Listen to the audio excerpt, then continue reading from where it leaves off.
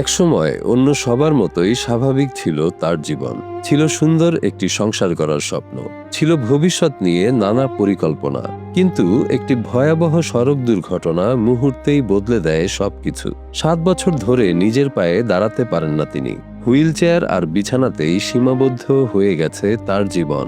আমরা বোন 5 জন, 4 জনের বিয়ে হয়েছে, তারও বিয়ে হয়েছে কপালের দোষে। মানুষের বাসায় বাসায় কাজ করতো, অ্যাক্সিডেন্ট করে পুঙ্গ হয়ে গেছে। সুনামগঞ্জের সীমান্তবর্তী বিশ্বম্ভরপুর উপজেলার ধনপুর ইউনিয়নের চীনাকান্দি বালুচর গ্রামের মৃত আব্দুর রশিদের মেয়ে আকলিমা প্রায় 7 বছর আগে এক সড়ক দুর্ঘটনায় গুরুতর আহত হন তিনি। দুর্ঘটনায় মারাত্মকভাবে ক্ষতিগ্রস্ত হয় তার মেরুদণ্ড ও দুটি পা। পরিবারের মুখে হাসি ফোটাতে সিলেটে কাজ করতেন তিনি, কিন্তু ঈদের আনন্দ ভাগাভাগি করতে বাড়ি ফেরার পথেই ভয়াবহ সড়ক দুর্ঘটনায় হারাতে হয় তার দুটি পা। মুহূর্তেই বদলে যায় তার পুরো জীবন। ফ্যামিলির লাগে আমি সিলেট কাজ করছি, কাজ করে ঈদের সময় ছোট ভাই বোনে কান্তাছে আমার ঈদ করবো।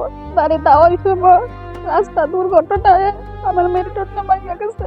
একসময় নিজের সব কাজ নিজেই করতেন, কিন্তু আজ অন্যের সহযোগিতা ছাড়া চলাফেরাও তার পক্ষে সম্ভব নয়। দৈনন্দিন প্রয়োজন থেকে শুরু করে ছোট ছোট কাজেও পরিবারের সদস্যদের, বিশেষ করে মায়ের সাহায্যের উপর নির্ভরশীল হয়ে পড়েছেন তিনি। মাই শুধু টানে, মারও তো মনে করেন সব বয়স তো আর বুঝাইতেছে না। মা যদি মরে যায় আজকে বোনেরা দেখার মতো কেউই নাই। এহলা তুলতে পারে না, যদি তার মাডা কিছু আনো যায় একটু বাইরে করে গেল, যদি ফেসা পায় না ধরে কিংবা পানি তেরাস লাগে কেউ পায় না। এই তার মাডায় দৌড়ে আইবো, আয়া একটু পানি খাওয়াইবো, নাহলে এই যে আগে দিলে পেশাব করে দিলে এটা তার মাডা সাপ করে। তার মাডা অসুস্থ, তার মাডারও কি নাই, এই ডুঙ্গা তুলে লয়ে যাইতো চাইছেন ঘরের ভিতরে, বাদে পড়িয়া বুক ভাঙে গেছে গা। 6 বছর ধরে বিছনা পায়খানা প্রস্রাব করে, আমি চাপ করি, এই যে বুক ভাঙা লয়ে লইয়া চাপ করি, আমি বুক ভাঙা লয়ে লইয়া চাপ করি। কি করা মন দইতারি না, শ্বাস পালতারি না, বুকটা ভাঙিয়ে গেছে গা হইয়া। দীর্ঘ 7 বছর ধরে উন্নত চিকিৎসার অপেক্ষায় রয়েছেন আকলিমা, কিন্তু দেশে প্রয়োজনীয় চিকিৎসা ব্যবস্থা না থাকায় তাকে উন্নত চিকিৎসার জন্য নিতে হবে ভারতের মাদ্রাজে।